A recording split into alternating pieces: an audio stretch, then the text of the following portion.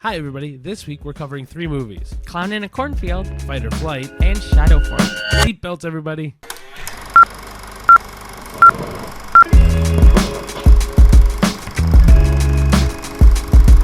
Hello everybody. Hello. Welcome back to the number blank episode of the A-List admission. It's the 19th episode.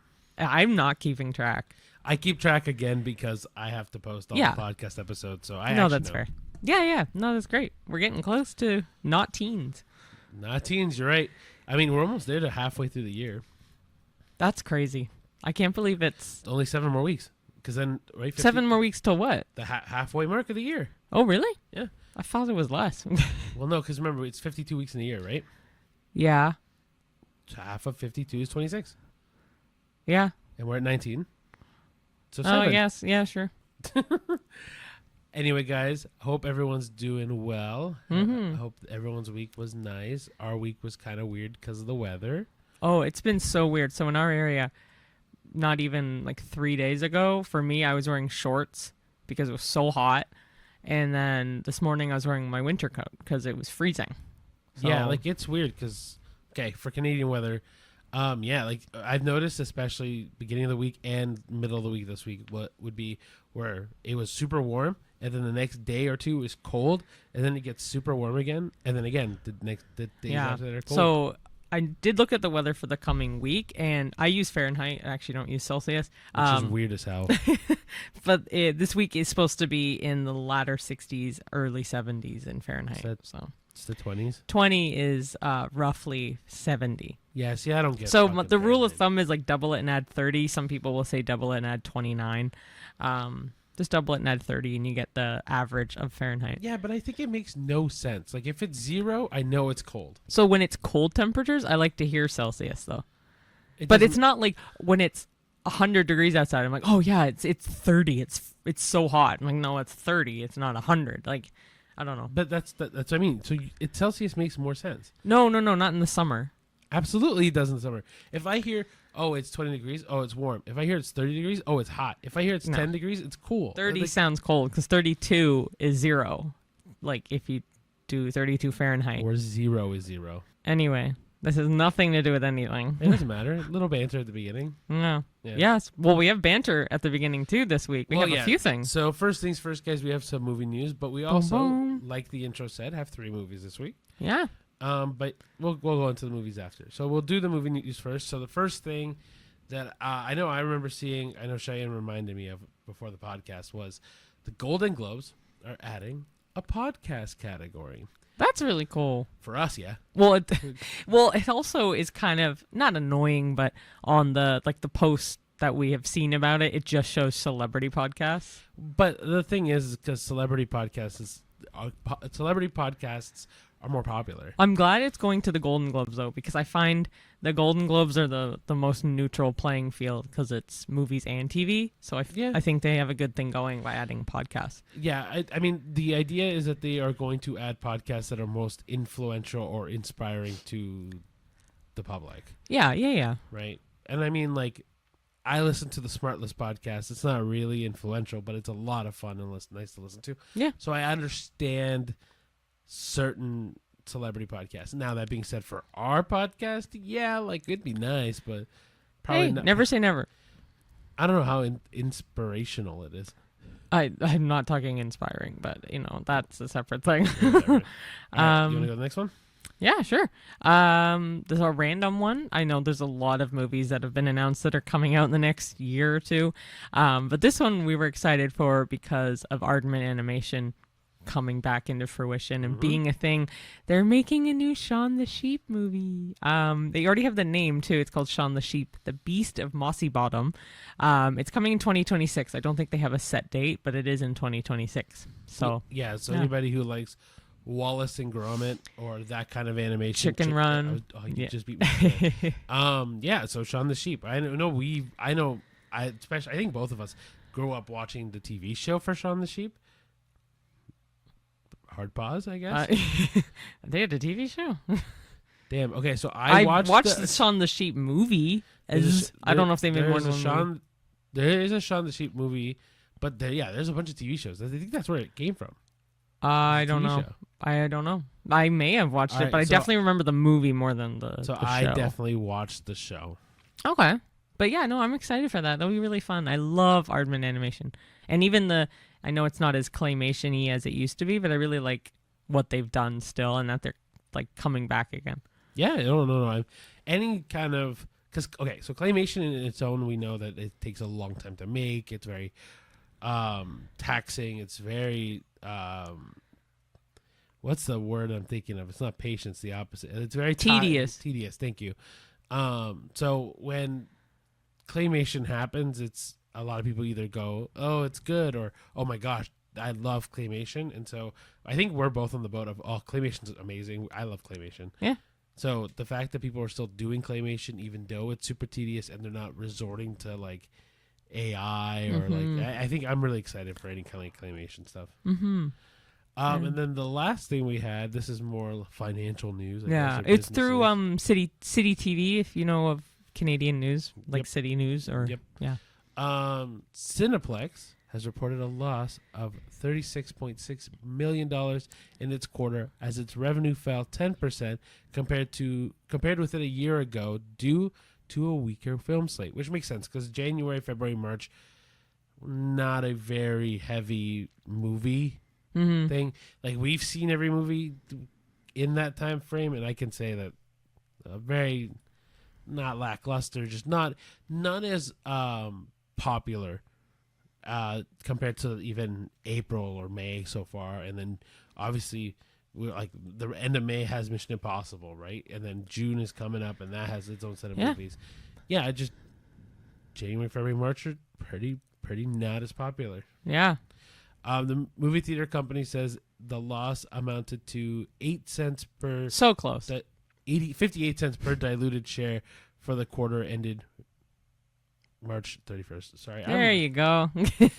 Anyway, that's all like financial jargon. No, but that's if you think about shares, 58 cents per share that they lost. Oh, I know. That's insane. Yeah, the way I see it is it makes sense why it lost revenue because people wouldn't have gone to the theater if there wasn't a movie they were interested in. Yeah. And especially when, like, for example, all the Marvel movies this year, minus Captain America, is on the latter half of the year. Mission Impossible latter half of the year. F1. A bunch of like very popular movies are latter half of the year, right? Yeah, pretty much. So that was it for movie news, though. Like I think there was still some interesting stuff. So Yeah, and we'll keep doing any movie news that we find that is worth mentioning. That's pretty much it for movie news. yeah, Yeah. okay. Cool. So we'll go into our movie reviews, and like we said in our intro, we have 3 movies today. So the first one being Clown in a Cornfield, Fight or Flight was the second one. and Shadow Force was the last one. Yes, and the latter two we of course saw a double feature, and that was the closest double feature we've had. Oh yeah, we should do a little story time. Now or Yeah, when go for it. Okay, so I mean I can mention I guess. So movie wise, we knew or we thought we knew that the first movie, which was Fight or Flight in the Night, would end roughly we thought like 10-ish minutes thereabouts before Shadow Force. By the time it finished, it was 3 minutes to the showtime.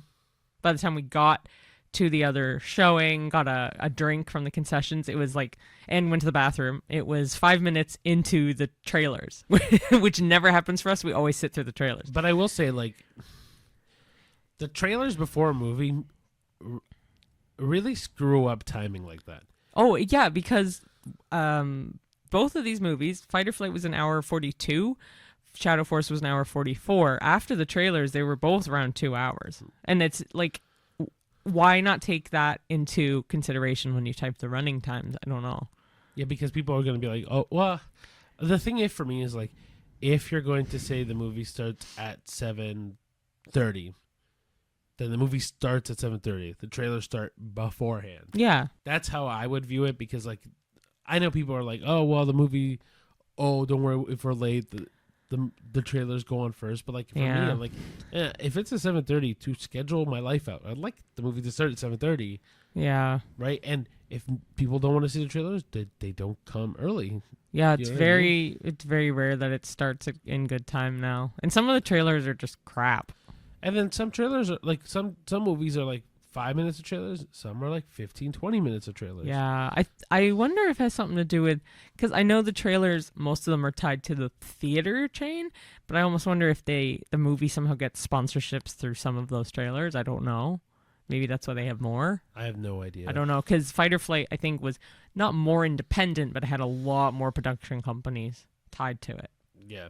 So, anyway, do you want to get into it? Sure. Do you want me to do Clown Doesn't in the matter. I Cornfield, can or do it if you want. What do you want Okay, to do? I'll do it. Okay, cool. So, first one we saw was Clown in a Cornfield. It was directed by Eli Craig, and it's actually based on a 2020 novel by either Adam Caesar or Adam Cesare. Anyway, it's a slasher film that blends classic horror elements with modern themes. So what it's roughly about, spoiler free of course, is teenager Quinn Maybrook, who is Katie Douglas, and her father, Dr. Glenn Maybrook, who is Aaron Abrams, relocate to the small town of Kettle Springs, Missouri, seeking a fresh start. The town is divided between adults clinging to tradition and teenagers yearning for change. This generational tension escalates when Friendo, the town's retired clown mascot, reemerges as a chainsaw-wielding killer targeting local teens during the town's centennial celebration. Yep. That is the long and short of it. And it's, speaking of short, it is the shortest movie we saw. It was about an hour, 39-ish minutes. 39, 36, something like that. Something like that, maybe 36. I will say, though, I'm very curious to see if Kettle Springs, Missouri is a place. It's not. It'd be nice if it was, but it's not. Oh, I was wondering if they had sold kettle chips there. That's what you got from it? Why not? I don't know. Like, I was thinking of like a tea kettle, too. Oh, that works. I thought of the kettle Of food. chips. Yeah. Well, I mean, obviously. Well, there is kettle brand chips, but yeah. From Kettle Springs, Missouri. No, I'm joking. Okay, so the main cast, there's a lot of supporting cast, but the main cast I'll mention. As I said, Katie Douglas plays Quinn Maybrook. Aaron Abrams plays her father, Dr. Maybrook. Carson McCormick is Cole Hill. Will Sasso is a Sheriff Dunn. Kevin Durand is Arthur Hill. And Cassandra Potenza is Janet. Potenza. Will Sasso I have seen before in something. I meant to look it up. Kevin Durand, if you don't know who he is, his most recent thing that I can recall is he's Proximus Caesar in the newest Planet of the Apes. Was it Kingdom of the Planet of the Apes? Kingdom of the Planet of the Apes. Yeah. He's excellent in it though. Yeah, he's really good as an actor. He's just a good actor. Yeah. This was no exception. He was great. So. Yeah, as of May 9th, it is available exclusively in theaters. It's not streaming on any platforms yet, but they're thinking that it is expected to actually premiere on Shudder, which is like a horror streaming service, in the next like couple weeks or months. It should be potentially coming there, is what they're saying. So yeah, and Shudder, if you don't know how to get access to Shudder, I'm pretty sure it has its own website where you can get the streaming service, or you can get it as an extension on Amazon Prime. There you go. Yeah. Cool. That's the long and short of it. Right, I did not like it. I thought it was very stupid, and very stupid. Yeah. That's it. There's nothing good. I mean, so funny enough, the night we saw Clown in a Cornfield, because it was a horror movie based in a cornfield, I have seen and really enjoyed Children of the Corn, the original 1983 one. Yeah. Not the new one. Remakes are never as good. That's not for true. horror. I find the originals are better. No, the new Halloween was not bad. Yeah, the new Scream not bad either. But mind you, Scream was already newish. Yeah. As terms of these kind of horror movies, I find that the original is great. Okay. Anyway, the original is 1983, Children of the Corn. Ricky had never seen it, and I'd always wanted to show him. And I'm like, perfect. This is another horror movie that takes place in a cornfield. Let's watch it. And I'm curious of your opinion now comparing Clown in a Cornfield to Children of the Corn. All right, fuck it. We'll do this as like a little mini fan flick. Yeah, but so we'll talk about Children of the Corn quick then. Children of the Corn? Yeah. Children of the Corn, yeah. My opinion of it was good. I mean, there's still things that I probably would have changed of it, honestly. But yeah, it wasn't that bad. I think it wasn't scary. I thought it was definitely interesting. Definitely took the religious kind of angle to an extreme. Yeah. Yeah, I thought it was not bad. I like I said, I feel like I'm actually kind of curious to see how the new Children of the Corn stacks up to it. I think the new one came out 20 years to the year. So like I think it came out in 2003. But they do have sequels. I think there's about 4 in the series, Which is crazy to me, 'cause not including the remake. After seeing Children of the Corn, I don't know how you can make that. I haven't seen the others, but the guy who plays Isaac, I thought he was great. But I also thought he was a kid, and then I found out he was in his mid-20s. But most of the kid followers look like they're in their 20s. I know, and they're not. They're not in their 20s? They're in their late teens. That's crazy. Yeah, the only one who is Isaac. But that's for Children of the Corn. But how would you compare it then to Clown in a Cornfield? I like both for different reasons. So, Children of the Corn is way more dramatic than Clown in a Cornfield. Clown in the Cornfield, I felt, was like a B-list kind of horror movie that was really funny. Yeah, it's like definitely an homage to the slasher 1980s horror tropes for sure. Like the things that I like about it was that it never took itself too seriously. Oh yeah, there was some good humor in it, definitely. But I think that's what made that movie. Tolerable. I would say enjoyable. I feel like there were moments in that movie that I genuinely liked because it was funny. Like if it did the whole, we're gonna try to be a serious horror movie, then I feel like the movie would have been horrendous. Yeah. That being said, I don't think it's good by any means. Like if no. you sit and tell me like, is this gonna be your horror movie of the month? I would even say no. It's not going to be my horror movie of the year. That's for damn sure. No. Yeah, but I thought like the acting of some of the characters were good. I thought some of the over the topness of some characters were good. Mm-hmm. There were some twists and turns in there that I also did not expect. Yeah. Yeah, I thought it was okay. Like fairly okay. All right, okay. Okay. Out of 10? You do yours first. 4.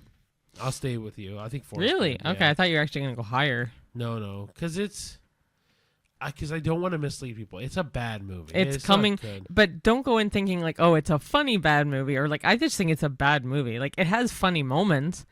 But I would not see it again. I disagree with you. I think you can go in thinking it's a funny bad movie because it's funny. Well, yeah, don't go in thinking it's scary. It is gory, as it are a lot of horror movies, so heads up for that. But I just did not enjoy it. I wanted to see a good horror movie. Nah. But the trailers never showed that it was going to be a good horror No, I didn't expect it to be, but I did kind of because it was from the producers of Smile. Yeah, but that doesn't mean anything. Apparently not. Now we know. Yeah, when I see things like producer or made by the editors or stuff like that. So the new movie Him, produced by Jordan Peele. Yeah, that's your vibe. Valid, but like that's the thing for me. I don't unless the producers themselves have a good reputation. I don't assume anything.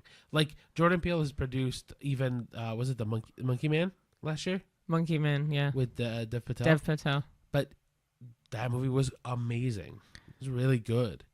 And Jordan Peele has a history of producing good movies. Well, the producers of Smile, I mean, they made a hit. So they made one good movie 2. and then one okay movie.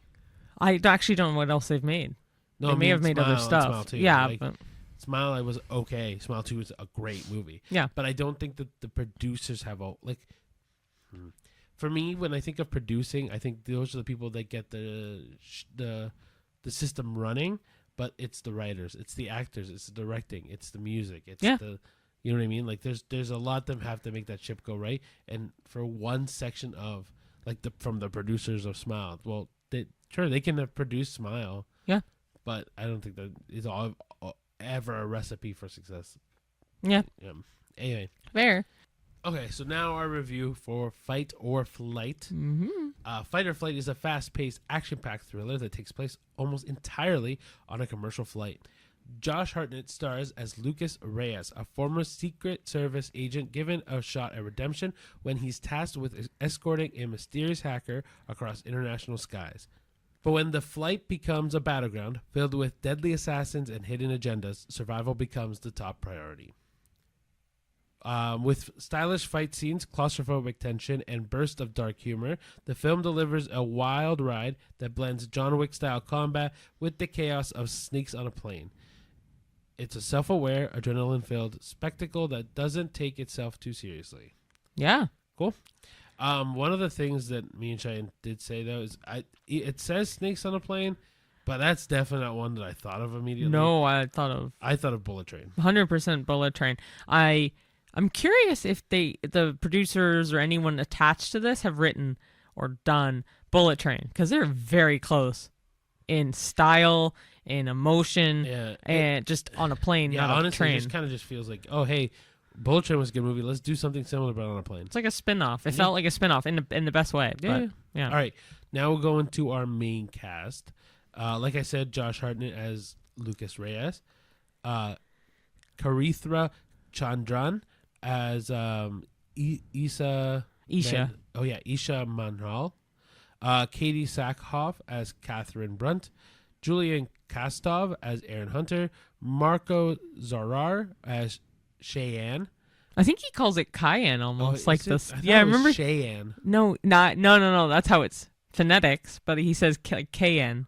Oh, okay. Juju Chen Sisto as Master Lian. Sanjeev Kohli, as the pilot. Nora Torkan as Cat Eyes. Sorry. Nora Trokan, as Cat Eyes. Rebecca Johnston, as Rebecca. Whoa, that's weird. It's spelled differently too. That's very interesting. Denny Ashcock as Royce. Not bad. Yep. And then they're tough. Like Ashok and then one thing I forgot to mention was that the director was James Madigan. It doesn't mention any specifics on streaming services for this one, but there were a lot of production companies. There was at least 5 intros. It reminded me of the one Family Guy episode. If you know, you know, but it's the one where like Peter's sitting in the movie theater, like, oh yeah, movie's starting, and it's a bunch of production company intros. It's really funny. Every time I see multiple, I always think of that.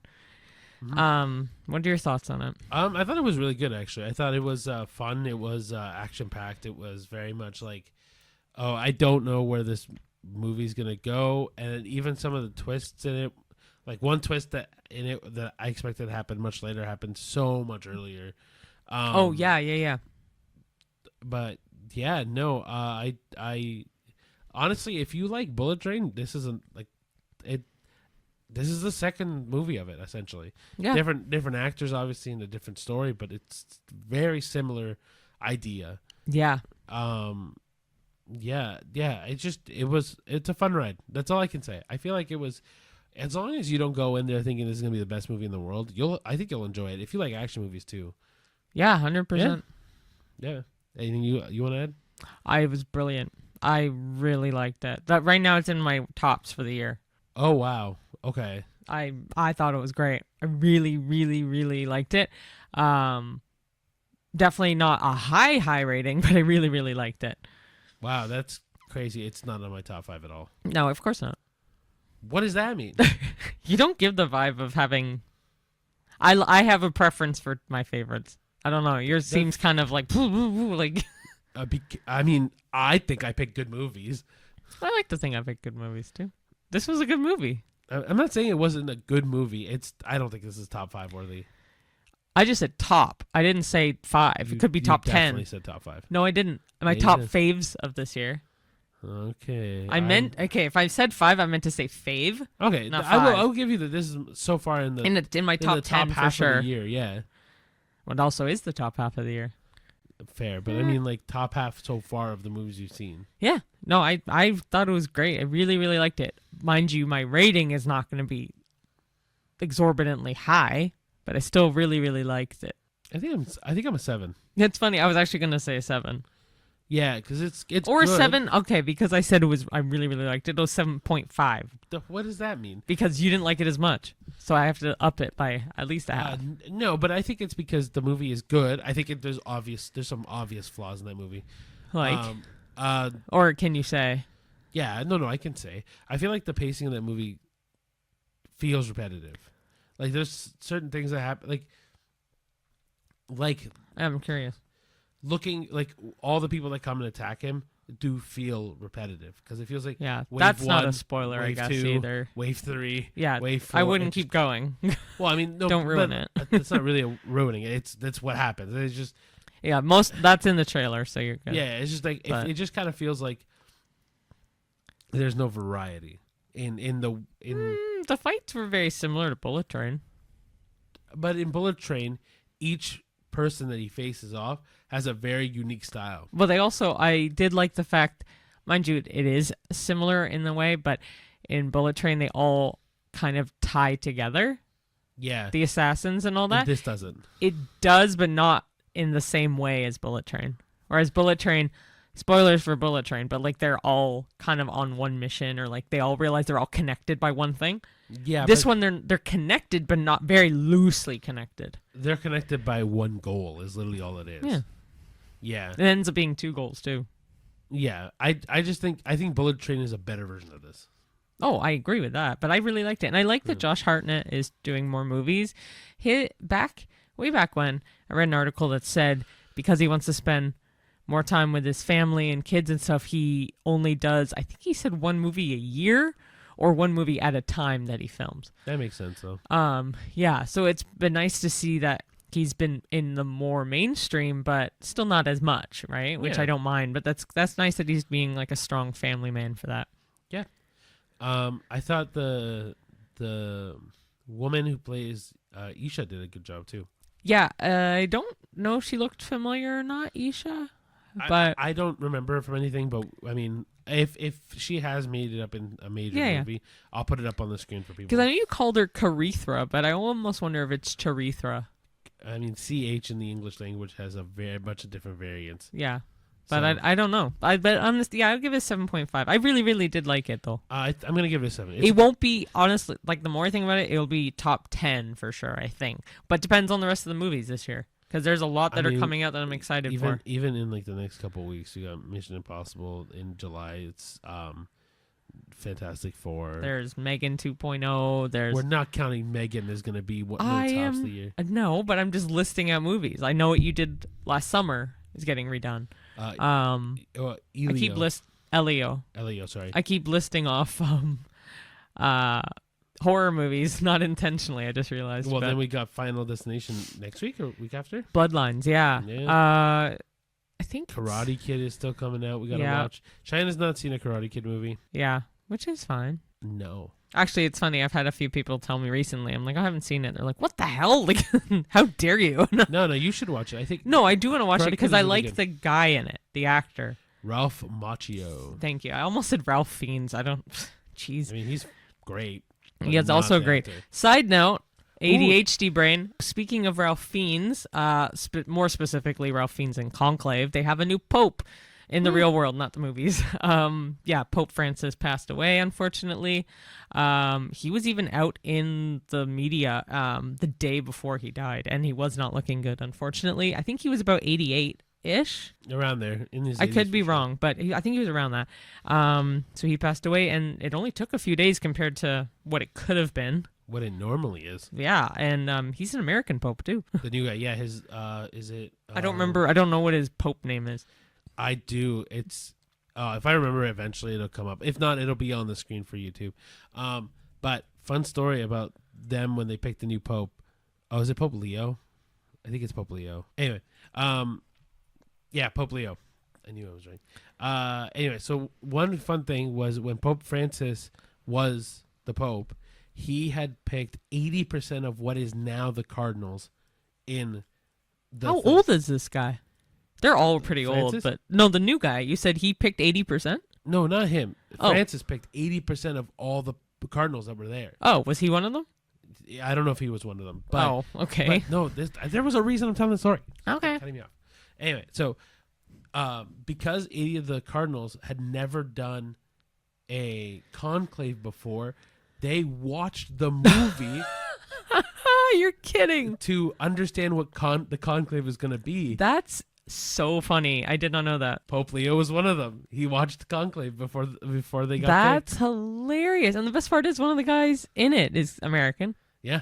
That's really funny. So he is Pope Leo the 14th. He was born Robert Francis Prevost in Chicago. Mm-hmm. He also has a Peruvian citizenship because he used to do his one of the ministries in Peru. Well, he has supported the liberal leaning of Pope Francis and criticized the U.S. president's policies on social media, which we won't get into. That's just a little backstory on the new pope But talking about Ralph Macchio, accidentally Ralph Fiennes, made me think of Conclave, which took us down a rabbit hole that I like to call my brain. But yeah, there's a bunch of movies that's coming out this year. Sorry, that I think Fight or Flight, unfortunately, is just gonna get Washed aside, bulldozed, or flown away. Plane crash. Went for takeoff. Gone like the wind. Ooh, bullseye. Anyway, Ride like the wind. we'll bullseye. go into our last movie. Yes, and that one is Shadow Force. Yes. Yeah, I think it's your turn. Yep, because I did sure is. It's an action-packed thriller directed by Joe Carnahan. It's featuring Kerry Washington and Omar Sy in leading roles. The film follows Kyra and Isaac, former leaders of a covert multinational special forces unit known as Shadow Force. Their forbidden romance leads them to abandon their posts and go into hiding with their young son. However, their past catches up with them as their former comrades, now adversaries, relentlessly pursue them, turning their fight for love and family into a high-stakes battle for survival. So I'm really happy that I'm reading the cast now because there was a woman in it that I kept telling Ricky in the movie, I'm like, I know this person. What the heck's their name? They won an Oscar like 2 years ago for Best Actress. I'm like, who the heck is it? And I see it now, and I'm really happy I know. So the main cast, as I mentioned, Kerry Washington as Kyra Owens, Omar Sy as Isaac Sarr, Mark Strong is Jack Cinder, and the woman I was thinking of is Divine Joy Randolph is Auntie Clanter. Cliff Method Man Smith is Marcus Unk Owens. Jaleel Kamara is Kai Sarr, the little boy. Crondon is Eddie Siscod Clanter, who is a rapper in real life. Natalia Reyes is Moridi Sarr. Yosin Ann is Varjo. Ed Quinn is Reggie Parker. Janelle Stevens Thompson is Anino. And Marshall Cook is Patrick. So those are the main cast. And yeah, it's currently playing as of May 9th. Of course, we like to see it early if we can, but we saw Clown in a Cornfield early instead. Yeah, maybe we should have switched it around, but oh well. I don't know. Again, it's not available on streaming services right now. It's just exclusively in theaters, but the typical release pattern for Lionsgate, which is one of the producers of this movie, they tend to do like 2-ish to 3-ish months to digital rentals or purchases soon after. So about 3 months max after the movie gets out, and potentially go on a platform like Stars by September or October is what they're estimating. But this one I actually was very pleasantly surprised. Not like, oh my gosh, it's amazing. But I went in and was like, oh, I'm not in the mood for this movie. It didn't look great. But I really enjoyed it. I thought it was actually a lot funnier than I thought, and very heartwarming for a lot of it too. Yeah, definitely a good like family kind of story. But my issue with this movie is typically just, it is kind of predictable. Like you kind of know what's gonna happen.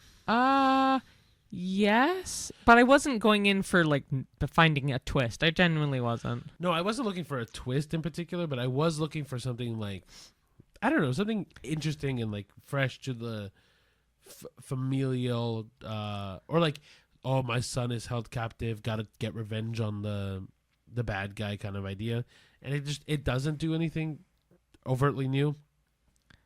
That being said, for what it was, I thought it was pretty good. I really liked the young boy playing their son. Oh, I agree. I think Jaleel Kamara. He has a future, man. He's been acting since he was 4. I actually don't know how old he is. It's very hard to find his age, which is good. That it's hard to find a child's age on the internet. Yeah. But like his parents like run his social media and stuff. There's no age listed. He plays a 5-year-old, but he looks and acts more like, I don't know, 7 or 8. At most 10. I would have not thought 10. I don't think he's 10, but I'm gonna say at most he's 10. Yeah, but I think, like I said, I think he has a future on him. Like I think definitely he can sing too. Yeah, I think he's really good. I think that kid is like, especially when it comes to kid actors. Kid actors are kind of hit or miss. But I mean, like kids. Hot topic. I think kids are like probably not. I don't think kids should really be in the acting industry. Yeah. Just solely because Acting's a tough thing, man. Oh yeah, 100%. But he held his own for sure. And then great cast. I mean, Mark Strong. Oh, we love Mark Strong. Love Mark Strong.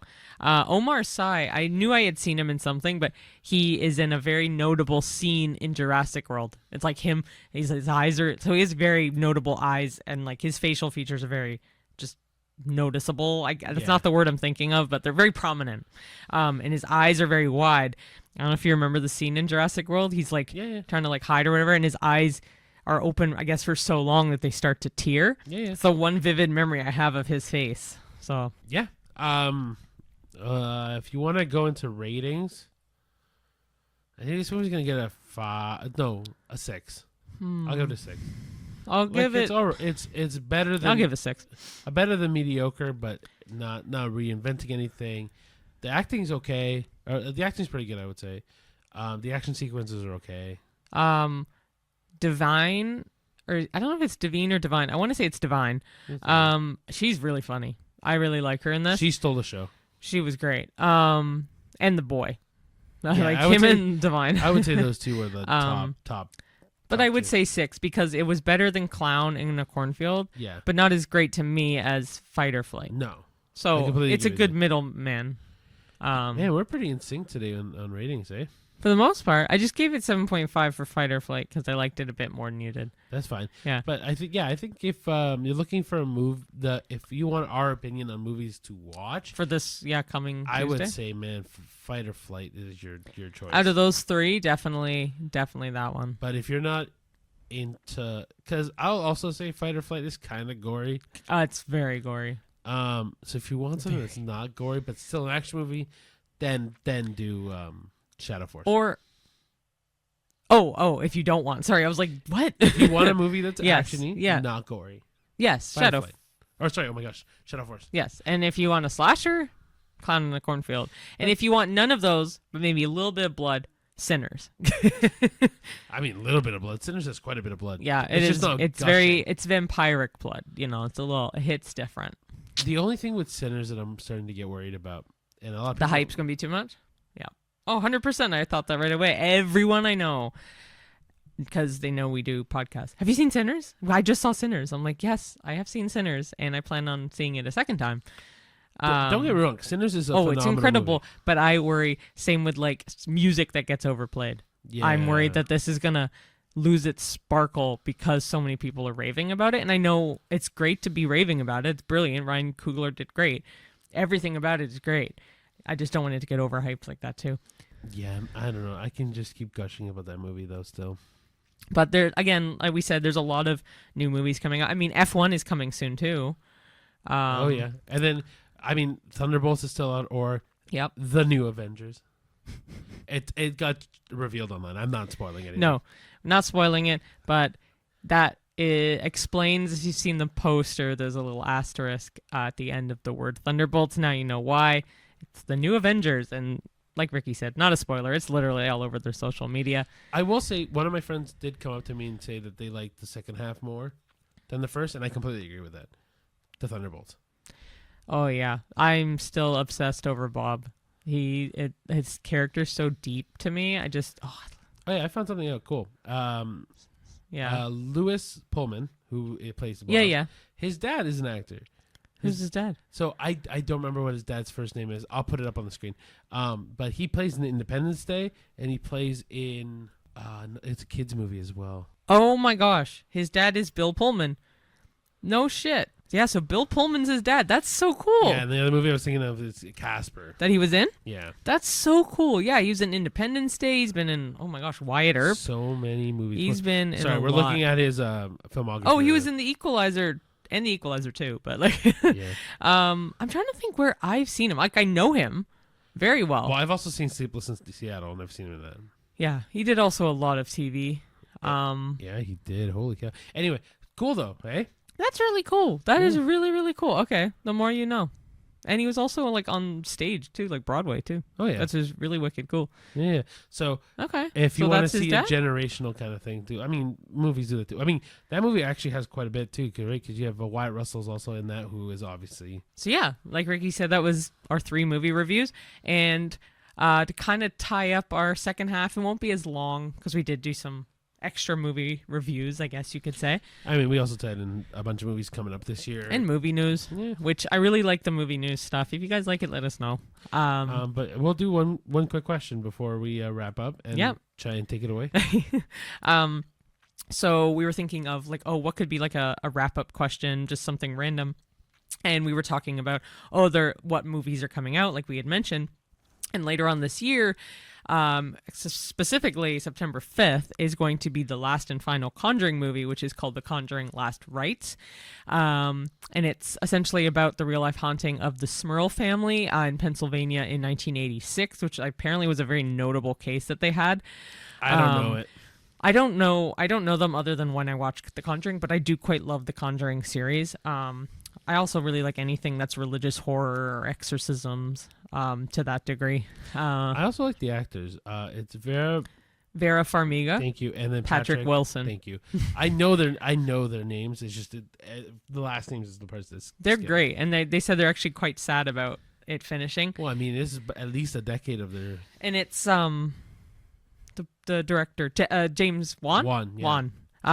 Yeah. Anyway, also actually a phenomenal horror actor. He's horror director. He does a great job. So yeah, we asked ChatGPT. We're like, hey, do you want to just give us a random discussion question on any movie that's 2025? And that's what it gave us. So for The Conjuring Last Rites, the Warrens face one of their most harrowing cases. Given the real-life controversies surrounding the Smurl haunting, should filmmakers continue to adapt such stories, or does this blur the line between respectful storytelling and sensationalism? Ooh. So it's interesting because a lot of people will tell you, like, tragedies should not be put out there for people to consume. Like, it's kind of like this, it's going to sound really bad, but like trauma porn.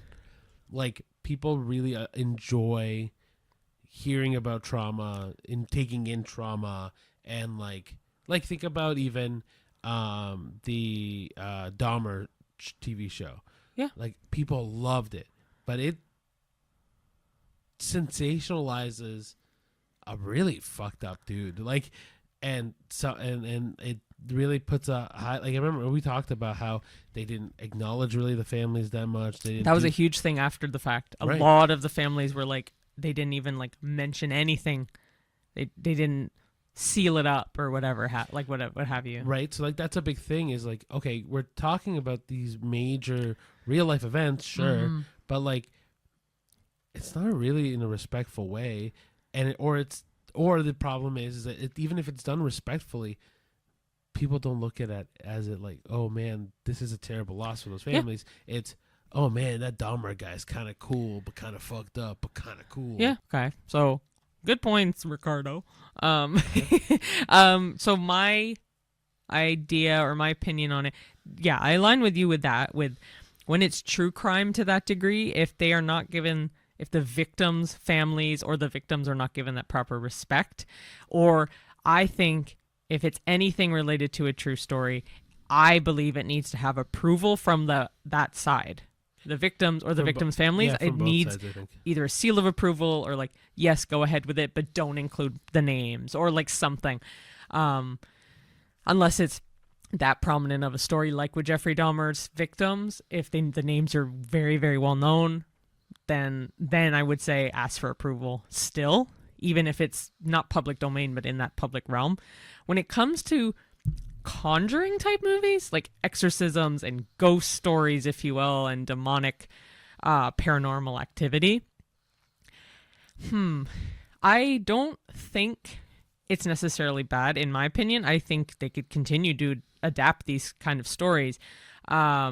If they needed to, they could ask for this approval, but I find that if the exorcism is resolved, which in some of the Conjuring movies, I'm assuming this one will be the same, but they finish the exorcism or like the person escapes that demonic power, no harm, no foul. I think they could easily keep making these stories. The problem is then you go into like, okay, because we don't know the controversy in this, what is the controversy? Does that have a negative effect on the family? Is this publicizing something that's pretty negative on the family? Is this going to cause external pressure Strife on the you know what I mean? Like, I get that, but I don't.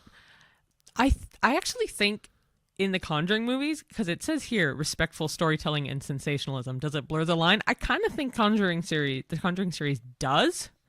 I do quite think it is partially respectful storytelling when it comes to the exorcisms. But I don't know if they've had contact with the parents the families that are involved in this.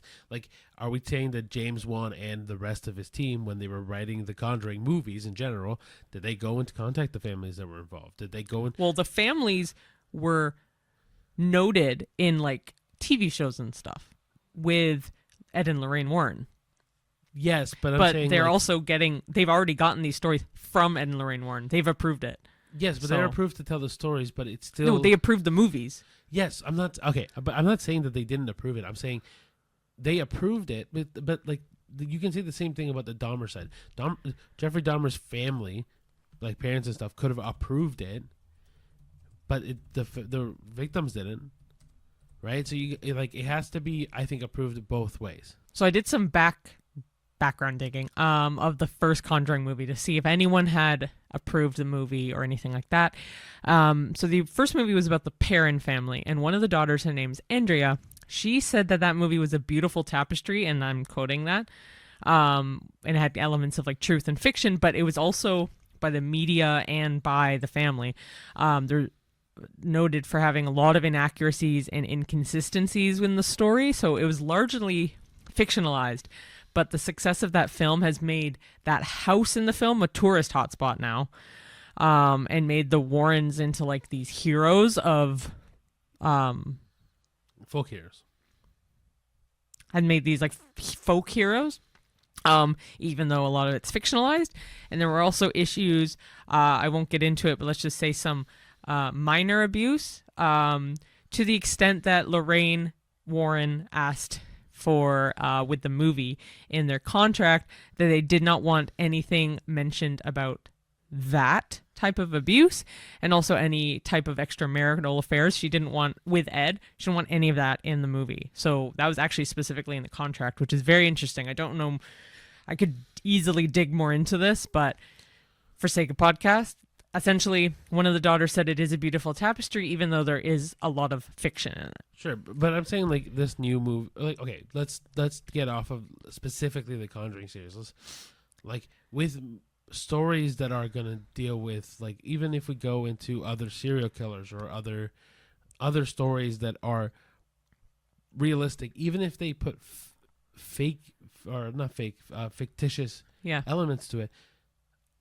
My fear is that by throwing in so much shit at the wall, one, it disrespects the families that are involved, even if if one side has approved the story, and two, it could result in this sensationalism. Like the amount of praise that I can't even remember the actor's name that did Dahmer, Evan Peters. The amount of praise Evan Peters got for doing that show was a lot, and I mean, also, to be fairly fair, he did a very good job with it. But at the same time, a lot of people did like really get into the Dahmer story.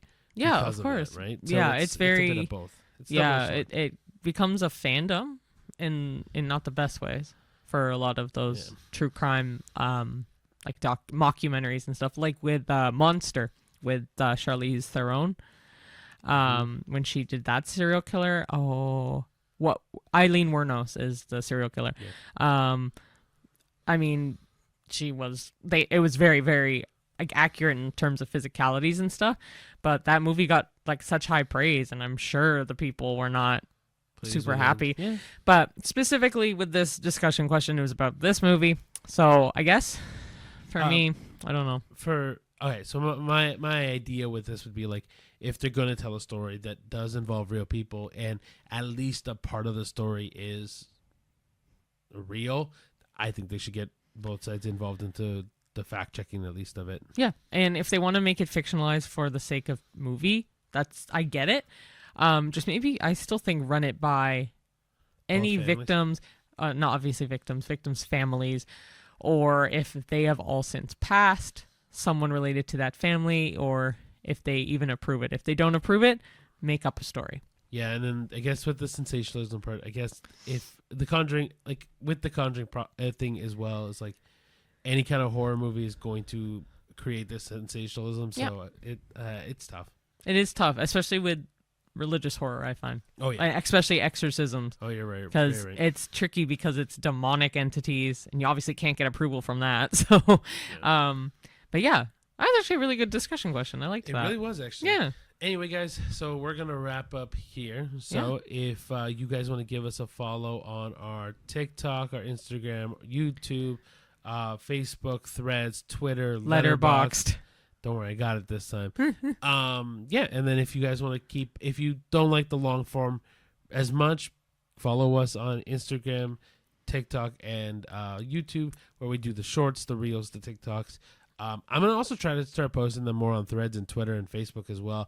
It's a work in progress. Those are we're doing the more prominent ones first, for sure. and then we'll add those as we go. But yeah, like, comment, subscribe, thumbs up, ring the notification bell. Exactly. And then on Spotify or wherever you get your podcast, listen, follow, rate us 5 stars if you can, leave us a comment, because remember, all of these are just our opinions, and so if you want to voice your opinion, please do so in the comments below. Yeah. We want to hear you, we want to see you, we want to do all the things and react and stuff. And I try to like all the comments that are at least on the more positive side. But I do respond to some comments, like one lady asked about Inception, or one person, like one of our friends actually, I'll mention her by name because she said she watches the podcast week by week. Jasmine has actively talked to us about the podcast and been like, oh yeah, I heard you talk about Better Man. Oh, and I told you why you should watch Titanic. Yeah. Which is So, nice. It's nice to hear friends like it and get comfortable with it and stuff. It's nice. It's really, really good feeling. but yeah, like I mean, I'll shout out a couple of our friends that also listen to it. Like Leo has told us that he's watched it. Nathan, Ethan. Yeah. We have If So- you hear your name, Yeah. thanks guys. But yeah, and I know Michael, my best friend Michael has listened to it. Our other best friend Assad, like my best friend April, like we have Cheyenne's parents also listen to it literally every week as well. yes, John and Jennifer. And then my mom Esther listens to it on a walk.